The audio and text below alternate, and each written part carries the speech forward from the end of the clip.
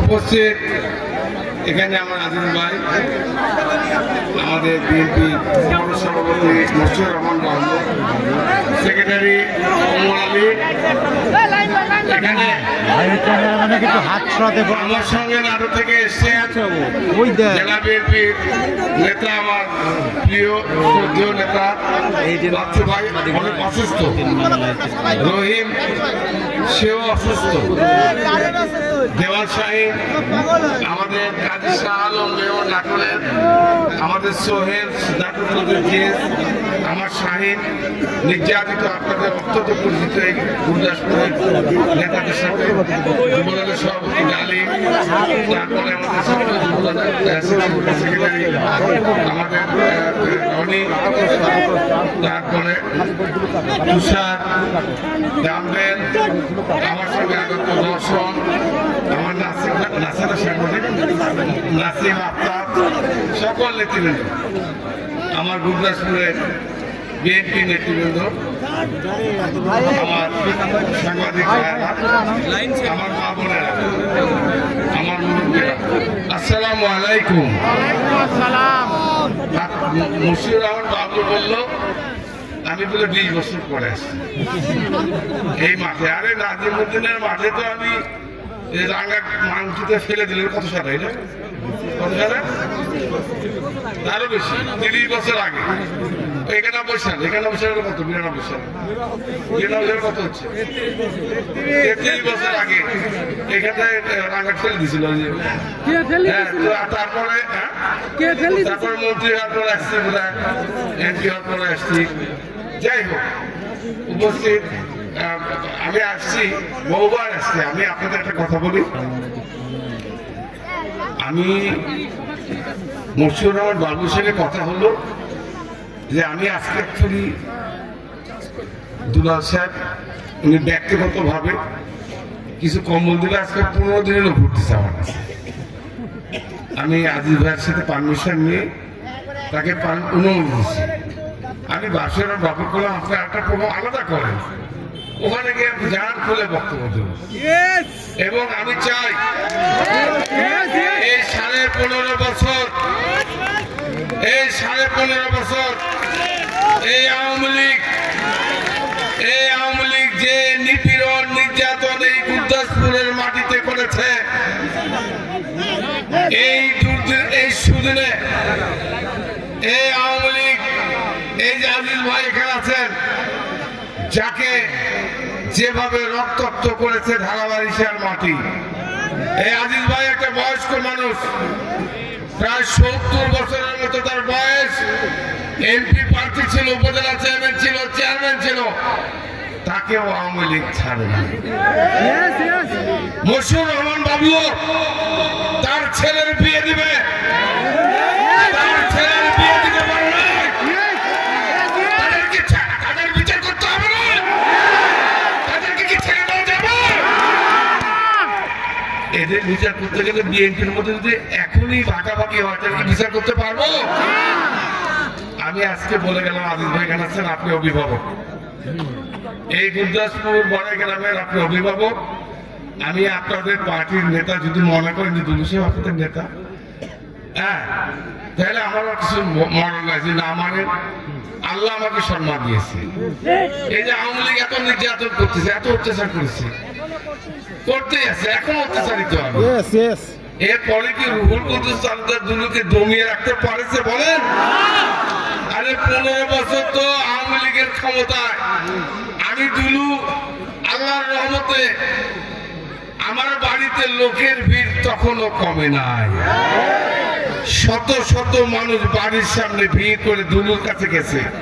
আর এখন তো আওয়ামী লীগ নাই, এর মোটরসাইকেল পুরানোর ভয় নাই। বাবলু সাহেব নাটক থেকে, আজিজ ভাই আমার ওমর ভাই গুরদাসপুর থেকে নাটোর যাবে, তার গাড়িতে হামলা হবে, সে ভয় তো নাই। এখন বাড়ির সামনে মানুষ, বহু মানুষ যায়, মানুষ কাজে যায়, আমার কাছে কাজে যায়। আমি এখনো এমপি হই নাই, মন্ত্রী হই নাই, মানুষ আমাকে ভালোবেসে যায়।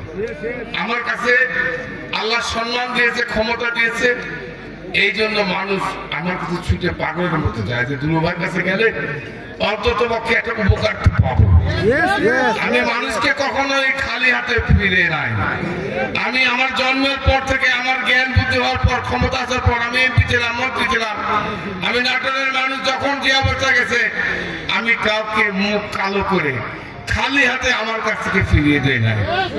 আমি আজকে বলে গেলাম গুরদাসপুরের মা বোন ভাইদের কাছে অনুরোধ, আমি দেখতে চাই আগামী কিছুদিনের মধ্যেই আজিজ ভাইয়ের নেতৃত্বে এই পৌর কমিটির উদ্যোগে এই গুরদাসপুরে একটা বিশাল জনসভা অনুষ্ঠিত হবে। এই জনসভা এসে এই নাজিমউদ্দিনের মাঠে জনসভা হবে। আর আমি পরে শেষে বলে গেলাম এই মাঠে আমার বক্তৃতা কারণ জানাজা আমার এখান থেকে জানাজা 9টা, আমার তো টাইম লাগবে। আমরা জানাজার পরে আরেকটা প্রোগ্রাম আছে, আরেকটা দাওয়াত। মানে আমি খুব এই জন্য আমি সরি আপনাদের সামনে, আমার নেতারা সবাই বড় বড় নেতা এত নির্যাতিত হচ্ছে, বাচ্চা ভাই রহিম, আমাদের শাহিন, এদের কথাগুলো আপনাদের শুনলে ভালো লাগতো, আপনাদের কষ্টের কথা। কারণ এই কষ্টের কথা তো 15 বছর বলতে পারে না। তো আল্লাহ বাঁচা রাখলে আমি কথা দিয়ে গেলাম, আজিজ ভাই সাক্ষী করে বলে গেলাম, আজিজ ভাই একটা প্রোগ্রাম করবে, আমরা প্রাণ খুলে বক্তব্য রাখবো। কিন্তু একটা বলে গেলাম, আমি আবারও বলে গেলাম, যারা 15.5 বছর বিএনপির নেতা কর্মীদেরকে বাড়ি ছাড়া করেছে, যারা বিএনপির নেতা কর্মীদেরকে জেলে পাঠিয়েছে, যারা আমাদের আজিজ ভাই সহ বিএনপির নেতা কর্মীদের উপর হামলা করেছে, তাদেরকে ক্ষমা করব না। তাদের ক্ষমা নাটোরের মাটিতে হবে না। আজকে আমি আপনাদের বলে গেলাম, বিএনপির মুরব্বী এবং ভাইয়েরা, এদের বিচার আল্লাহ বাঁচা রাখলে যারা অন্যায় অত্যাচার করেছে প্রত্যেকের বিচার আমরা নাটোরের মাটিতে করবো ইনশাআল্লাহ। আর আরেকটা কথা বলে গেলাম, নাটোরে প্রোগ্রাম হতো, প্রোগ্রামের জন্য এই গুরদাসপুর থেকে অনেকে গেছে, যে বললাম পলাশ মার্কেট, মিলন মার খেলো, বাবুবার ছেলে, বাবু আমাদের চেয়ারম্যানের ছেলে নির্যাতিত হয়েছে, হাত ভাঙছে, রাকিবের হাত ভাঙছে, এই যে অত্যাচার হচ্ছে। এখন কিন্তু তখন লোক খুঁজে পাওয়া যায় না, এখন কিন্তু এমনই ভিতরে ধাক্কা খাটিয়ে তা মেরে চলে গেল। এত বিএনপি হয়ে গেছে, অরিজিনাল বিএনপি 2 নম্বর বিএনপি ছাড়া ধারা যাচ্ছে। আমি হুঁশিয়ার করে বলে দিয়ে গেলাম, আমাদের আজিজ ভাই এখানে আছেন, মুর্শিদ রহমান বাবলু আছে, ওমর এখানে আমার পাশে। আমি আমার বিএনপির কর্মীদের বলে গেলাম, নির্যাতিত কর্মী, তোমাদের বলে গেলাম, বিএনপির কোন নেতা যদি এই 15.5 বছর যারা অত্যাচার নির্যাতন এই এলাকার মানুষের উপর করেছে, তাদেরকে নিয়ে যদি আত্মীয়তার কথা বলে, বন্ধুত্বর কথা বলে, বিএনপির কোন নেতা যদি টাকা খায় তাদেরকে বিএনপিতে ঢুকানোর চেষ্টা করে, তাদের বিচার আমরা আগে করবো। আপনারা কি একমত আছে?